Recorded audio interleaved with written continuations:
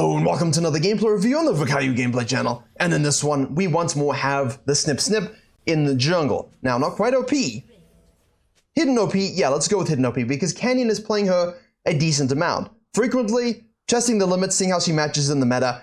And when you have, you know, slows on your ultimate and true damage on your Q and healing through your passive and bonus resistances and a Shinchao ultimate on your W, there's a lot of stuff in your kit that you can use to outplay people, and Canyon is really enjoying champions that allow outplayability, but also those that can farm and get experience advantages at crucial spikes.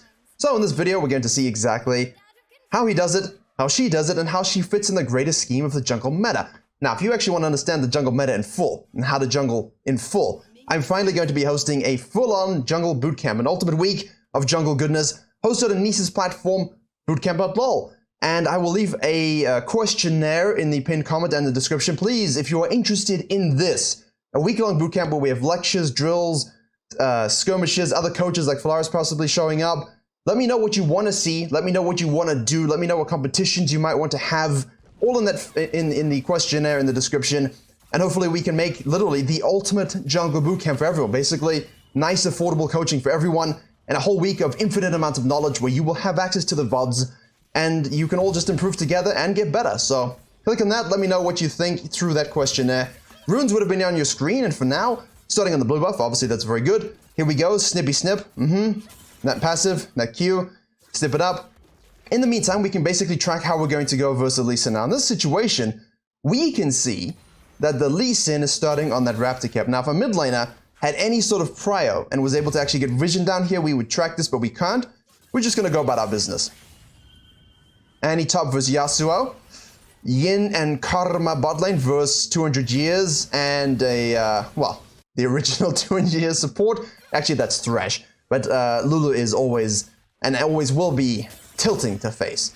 Now, we've had a lot of level 1 invades, and we've had a lot of nonsense that's been going on in the games. We've had delayed invades, we've had late invades, we've had level 1 deaths, and it's been tough to find a game that really just a little bit boring to begin. And you know, sometimes that's actually the most important. How do you handle things when there's not a fiesta? Because it's quite easy when, you know, there's stupid things happening and you can react to it and make plays. But what if you just have to be a bit more conservative in your power thing, or just a bit more intelligent with your tracking? Now, we have here GWEN, full sequencing all the way down to the bottom side. Now, in this situation, if you're a full clearing jungler, look at this. Do we want to yeet this crab? We do want to yeet this crab, but we do want to gank bottom lane as well. However, mid lane is pushed in, bot lane is pushed in. So Canyon's gonna have to respond in kind. Do we know 100% where Lee Sin is? No. Did Ryze just TP back into lane with Prior? Yes. Does Karma Jhin have Prior too? Yes. Are we the best at ganking in that lane? Not really. Just reset, my friends. Just reset. It's absolutely fine. If you can gank this, because you know the enemy jungler's on the top side, which in most ELOs will be the case, right? Obviously. Finally, we see the Lee Sin 20 CS plus 1 from the ward, which means he took this crab. Which means he's done 4 of his own camps, because 99% he did actually take that crab, so that's a tracking knowledge there. GWEN now shadows the mid lane. Canyon shadows the mid lane, knowing that Lee Sin could very easily look to repeat gank, and I love it.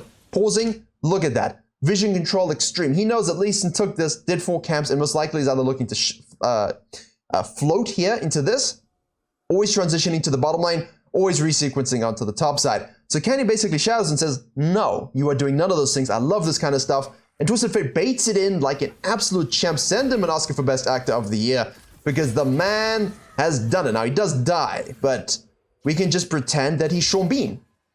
Right? There you go. Now we can push the wave, because that's what we like to do, but in this case, push the wave. There's more blue than red. Standard, easy way to do it. And now we move on into the red side jungle. And you see here, level 4 Raptor Camp. We know that it's up early, right on Q, which means we know that the Lee Sin most likely started on that. We see Lee Sin holding the mid lane. We're going to snip these away in the most literal sense. Don't overstay. Ryze is, of course, moving back in. Again, we want this crab. Can we take this crab? No. We don't have smite. Wait. Okay. Yeah. No. Twisted Fate shows up for the yellow card stun. We have our W, which is exquisitely used. Snip, snip, snip, and a little bit of an auto attack, and bounce kills the Lee Sin. Another CC, and another snip, snip. Man alive. The dueling power of GWEN is what Canyon likes. Because in those situations, weaker junglers who cannot match the fisting power of Lee Sin simply have to back away. If you don't win the 2v2, you have to back away. But GWEN wins a hell of a lot. And the Ghost is huge too, because it allows you to chase down in those situations where you otherwise you know, just couldn't stick to the target, because you want to get as many snips as you can, as many Qs as you can, as many procs of your passive as you can. And to do that, you need to be able to stick to the target. But we don't really need flash because we have E. And that cooldown does actually and can actually get reduced, so why take flash? You can, if you wish.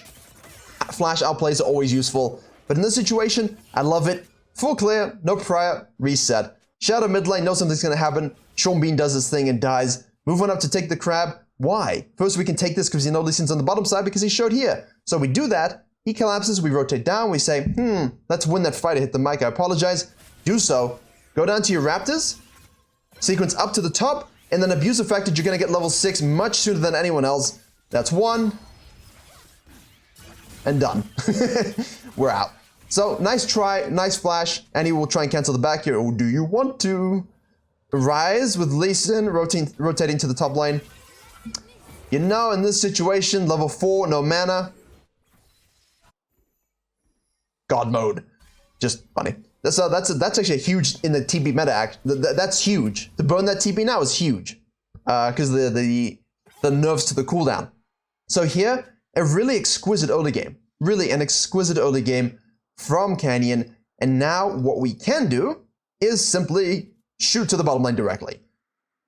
We see this crashing. We see this 6. We know 6, us, item spent. We already have core components here, recurve bow, plus a lot of AP. Blasting 1 is nutty. 40 AP. You know, if you have a huge lead and you can get it early, it's absolutely fantastic.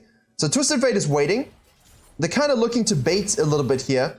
You are taking the Krugs, of course, which we've taken all camps. This point gets hit on the top side, so you know that someone's definitely there. And now Twisted Fate is fighting the Rise in the River. He's level 5. He can't really match with the Realm Warp. So we walk through Tribush. We do have Scanner up. I think in this situation, this is lazy by Canyon. I do think we should scan it, because we know the Lee Sin most likely hits this and goes on the Invader the blue buff, so we can make this aggressive play. But please, when you do scan, always, especially given that Jin and Karma were pushing in for a good chunk of time, you know that they most likely saw you in this situation. But we do get the RNG crab. Yasuo should have seen that plant, doesn't, get stunned. Lee Sin shows up, okay, and yes, good night. Easily done. Canyon at this point could look to solo that dragon, but at this point, consider, is dragon the most important? And if you are wondering my thoughts on that, should we or should we take a dragon in those situations? In a lot of elos, I would honestly just say yes, because it's free. You know, he most likely took you blue because you click on him, you see the blue. Nothing to do bottom side, nothing to do right now. This is just waffling dead time. Where we could have snacked it, and if someone collapses, you just go away. Give yourself some bonus stats, but it is risky if bot lane rotates and you can't take the fight, so. Use your brain, use your eyes, and use your map awareness. However, in this situation, full sequence, not a problem. Because the experience you gain from these camps and the fact that they're really high tier, you know, you're looking at level 6 Grump, for example, gives you and maintains a huge lead over the enemy jungler. And of course, in the farming jungle video, I didn't even finish that thought, did I? Go to the farming junglers video on the main channel for my thoughts on these dragon secures, when and when not to do it. If you're going to snowball the game, the Herald is significantly more valuable. So if we can not do that by wasting time, sequence up, no Lee Sin's going to reset, go bottom side, we can then go ahead and take the Herald, which gives us a huge gold spike. Because currently we just had a little bit of gold, not too much gold. Yeet that away, and now we can recall enhanced. And of course now you can match tempo, knowing the Lee Sin will look to make a play. If he doesn't, he's sequencing upside, but it's no objective for him, because we snuck that away. So there's the ping, you see? Here we go, anticipating the Lee Sin sequence. That's what Canyon's thinking in-game, because he hasn't shown for a while. And so what we're going to do now is push on down to the bottom lane. Here we go. Red buff is up. Nice and easy. Relax, waiting for the moment. We're not looking to make things more stressful than they need to be. In these more measured games, the mistakes you make from trying to force things too early are the ones that usually end up forcing you to lose it. So now we know that Lee Sin hasn't shown bot lane. We know that Lee Sin hasn't really done anything since we last saw him. So 99% the dude's sequencing up, yeet over the back of the pit with the E, and secure the dragon. So this is a much better tempo play if you're looking to control and confuse the enemy jungler.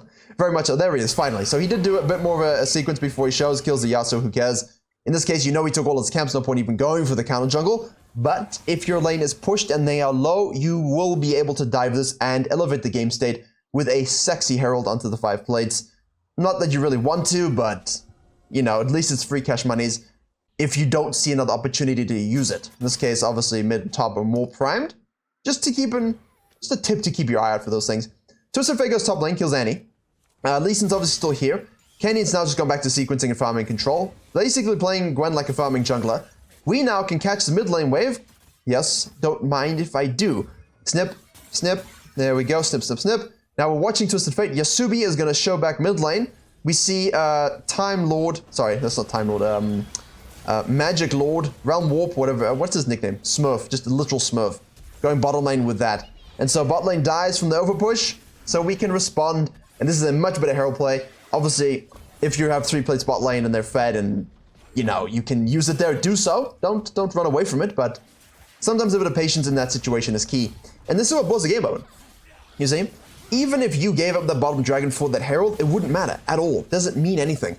It would have meant that Lee Sin stifled his own experience gains and counter-jungled himself, or just hasn't touched it. Okay?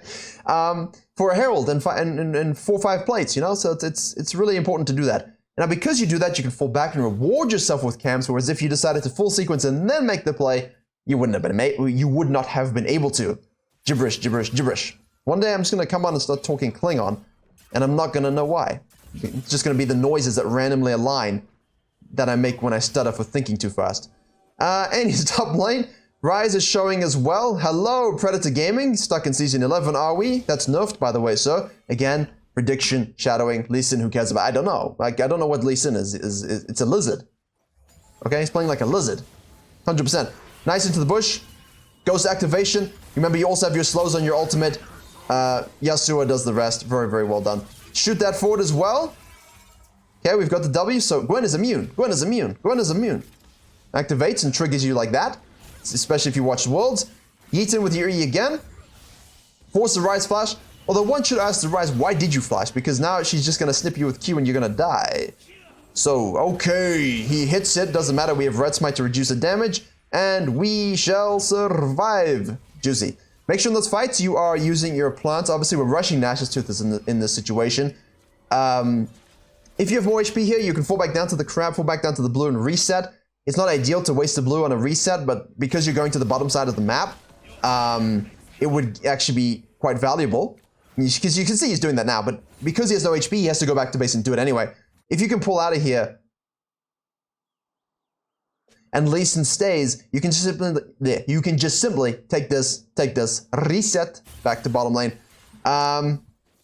Aphelios had no interest in surviving. Your bot lane is not thriving. It's causing you a little bit of pain. But your top laner is at least dying early, but not inting. So basically it's a free win. The Yasuo who doesn't int, I love it. Beautiful. Sequence, gank bot if you can, but in this case, do they deserve your attention?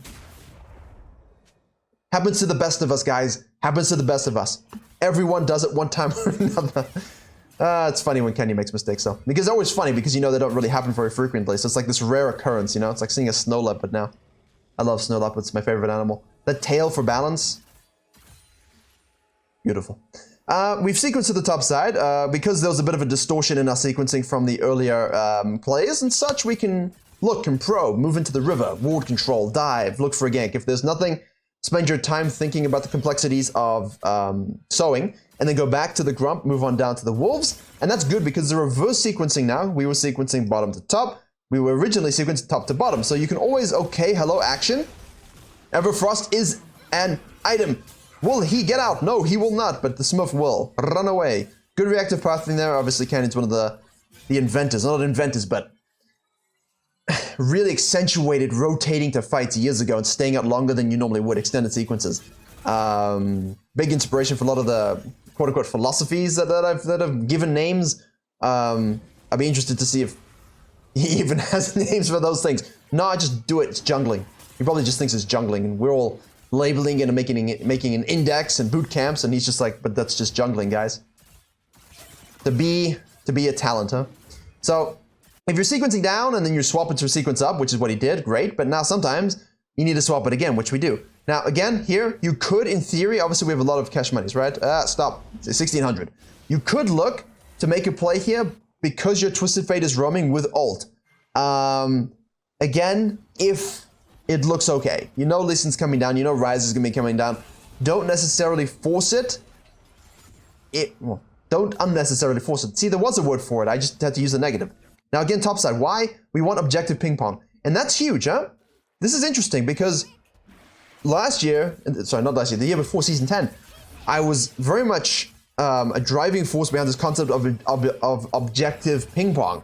Dragon Souls were new, and we had the Herald Cash Money Gold infusion, and we had a lot of experience in the jungle. So what we had to do was do a dragon, do a herald, do a dragon, do a herald, dragon, win the game.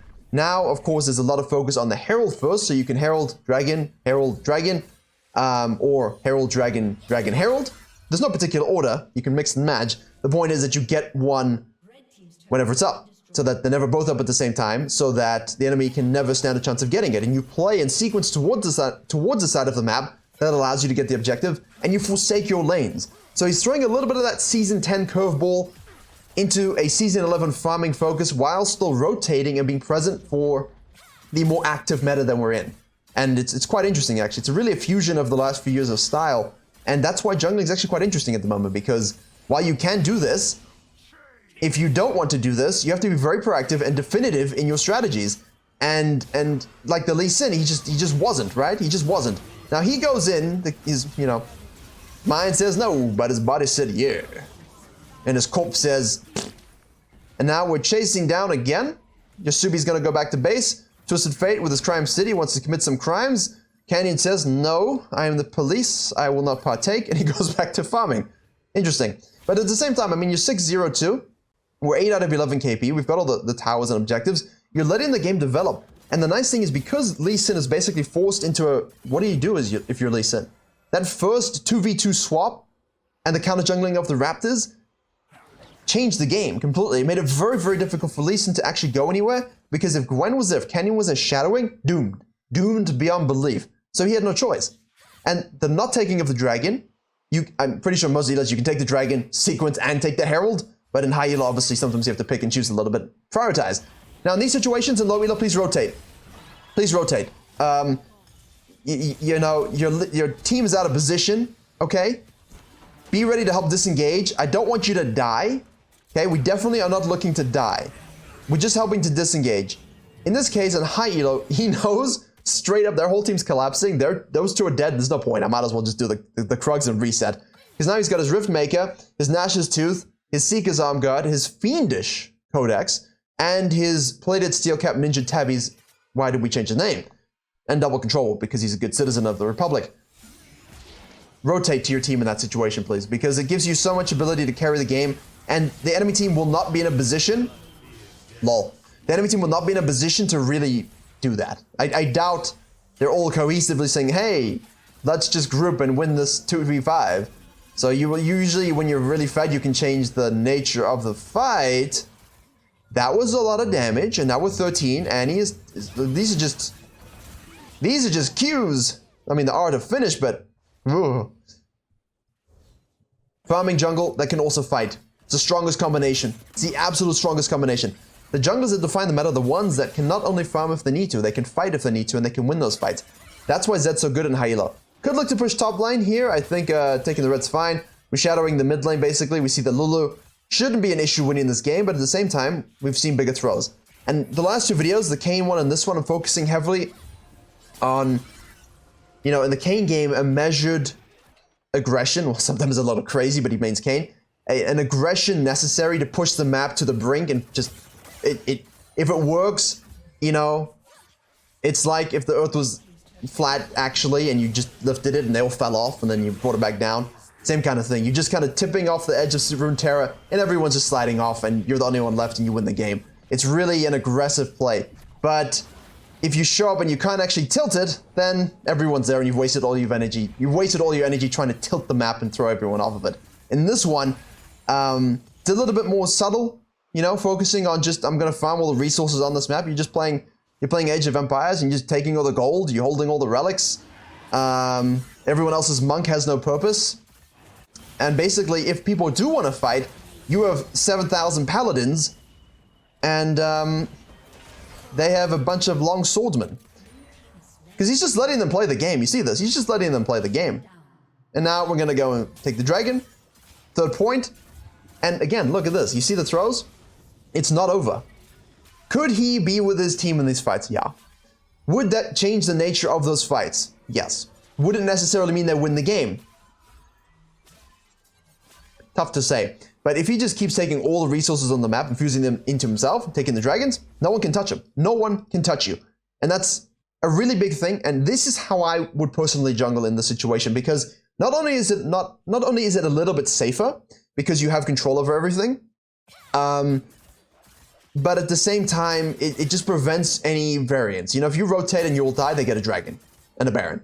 Now, if you do rotate and die, there's just nothing on the map for them. So it's a little bit contrasted to the main channel video with the Karthus, where it's basically like, well, I don't need to take the dragon because I can just go into your jungle. But that's again like the Kane video, just pushing the map. We don't need the dragons. We don't need anything. We can just kill you and end the game. In this situation, with the bot lane being so giga useless and Twisted Fate being that's not quite the situation. So that video, the Karthus one and the Kane one, is great if you've got someone hugely giga fed along with you, right? In this situation, everyone's kind of losing and you're the super fed one. Yasuo's doing fine, but it's really on you. So now we're going for the dragon. No, sorry, the baron. Little coin flip, but we are able to burn it down. We let the people turn and die, and then we just turn and make them die. Because obviously the ghost change a couple years ago was so good. Use it and you get that kind of refresh. Really, really nice. I like that change. And you saw that, right? Let him die, man. Oof, the range. The enhanced auto attack range, just the general range of that whole ability there with the Q is absolutely crazy. Well played by Canyon. This, my friends, is what measured map control, mental control, objective control, pathing control, ganking control, everything. This is the ultimate jungle control game. And Gwen can do it because she's a bit of a hidden OP. Don't forget to sign the questionnaire about the bootcamp. Let me know what you want to see. We can do a whole bunch of different scenarios with that. If you're losing with teammates that have died 200 times, we can talk about it. If you don't know how to win when your laners are winning, we can talk about that too. CSing for laners, we can get someone in to talk about it, challenger level. Anything you want, let me know. Hope you enjoyed this video and learned something as well. Please do like, share, and comment if you did. Twitch streams are happening every week. There should be one tonight, Tuesday, right? Yeah, Tuesday this will go out, as well as Wednesday. I'll try Friday, but let's just go Tuesday, Wednesday for now. Thank you very much for watching, and as always, I will see you all in the next tutorial.